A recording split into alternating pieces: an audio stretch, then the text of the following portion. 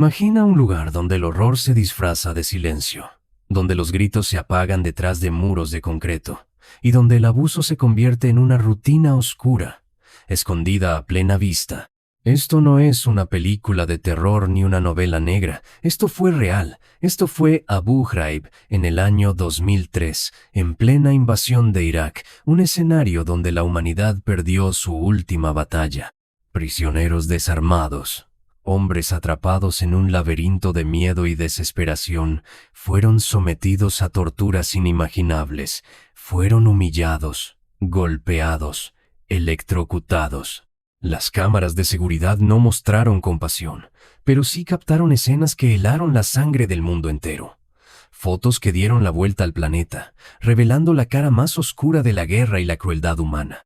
¿Y qué pasó después? El Pentágono, la máxima autoridad militar de Estados Unidos, intentó tapar el escándalo, minimizar el daño, proteger a sus altos mandos, pero la verdad no se podía ocultar. Cuando las imágenes se hicieron públicas, la indignación explotó como una bomba. Solo los soldados de bajo rango pagaron por estos crímenes. Los jefes quedaron impunes, como si la responsabilidad fuera una moneda que solo cae para los más pequeños. Lo que sigue es una historia de dolor, rabia y una lección amarga sobre el poder y la impunidad. Prepárate para adentrarte en un relato que no te dejará indiferente. Antes de continuar, suscríbete al canal y activa la campanita, porque lo que vas a escuchar no es solo un desastre, es un golpe directo a la conciencia. La cárcel de Abu Ghraib, ubicada a las afueras de Bagdad, ya tenía fama de ser un infierno en la tierra durante el régimen de Saddam Hussein. Pero lo que nadie esperaba era que, tras la invasión de Estados Unidos, ese infierno se reactivaría, ahora bajo una nueva administración. Las tropas estadounidenses tomaron el control del lugar, prometiendo democracia, libertad, derechos humanos. Pero esas palabras se desvanecieron rápido entre los gritos nocturnos de los detenidos. Prisioneros encerrados sin cargos claros, sin abogados, sin juicio, se convirtieron en blanco fácil para soldados jóvenes, mal entrenados y con sed de venganza. Muchos de ellos estaban ahí porque alguien los señaló con el dedo. Sin pruebas, sin defensa. Las noches en Abu Ghraib eran sesiones interminables de tortura. Hombres desnudos, obligados a formar pirámides humanas, encapuchados, humillados sexualmente. Se usaban perros, descargas eléctricas y amenazas constantes. Todo era documentado con fotos por los propios soldados, como si fuera una broma macabra para compartir con sus amigos. Una de las imágenes más infames mostraba a un prisionero encapuchado, de pie sobre una caja, con cables colgando de sus manos y brazos extendidos.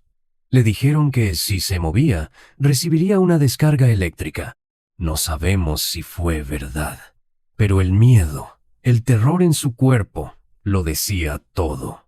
Y mientras tanto, los oficiales superiores observaban desde sus escritorios, cómodos, callados, avalando con su silencio lo que se vivía en las sombras. La bomba explotó en abril de 2004. La cadena CBS emitió un reportaje titulado 60 Minutes Segundo, donde mostró por primera vez las fotografías tomadas por los propios soldados estadounidenses dentro de Abu Ghraib. El mundo se paralizó. Aquello no eran rumores ni exageraciones del enemigo, eran imágenes claras, crudas, de una degradación humana impensable, y protagonizadas por los libertadores. El escándalo se regó como gasolina en llamas. Pronto, otras investigaciones periodísticas comenzaron a destapar más horrores: violaciones, asesinatos, actos sexuales forzados y castigos brutales que iban más allá de cualquier táctica militar. Organizaciones de derechos humanos exigieron explicaciones. La ONU pidió investigaciones. La opinión pública internacional estaba en shock. ¿Y la reacción del gobierno de Estados Unidos? Negación, maquillaje, excusas. El Pentágono lanzó comunicados llenos de eufemismos, hablando de malas prácticas individuales y errores de juicio, como si todo se tratara de travesuras adolescentes. En realidad, lo que intentaban desesperadamente era contener una verdad mucho más sucia. Los métodos aplicados en Abu Ghraib no fueron casos aislados, sino parte de una política sistemática de interrogatorio mejorado, avalada por niveles superiores de poder. El gobierno sabía, los mandos sabían, y lo permitieron, pero los únicos rostros que aparecieron ante la justicia fueron los de soldados rasos, gente joven, muchos sin experiencia, convertidos en carne de cañón judicial. Mientras tanto, los cerebros detrás del sistema siguieron intocables, escribiendo memorandos y durmiendo tranquilos en Washington.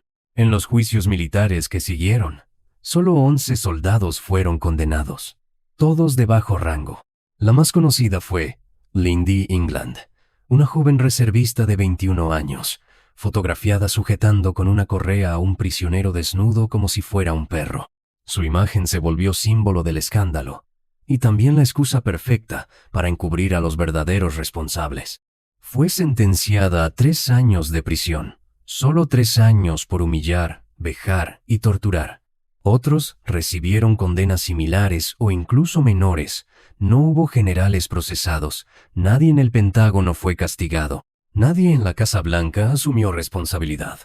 Todo se resolvió como si los crímenes hubieran sido una iniciativa espontánea de unos cuantos manzanos podridos. Pero la verdad es más amarga.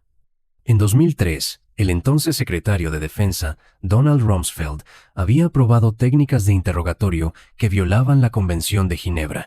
Técnicas que se replicaron no solo en Irak, sino también en Afganistán, en Guantánamo, en sitios negros de la CIA, dispersos por el mundo. El horror tenía manual y venía con firma oficial. Un memorando secreto filtrado años después reveló que los altos mandos del gobierno habían discutido el uso de tortura bajo el pretexto de seguridad nacional.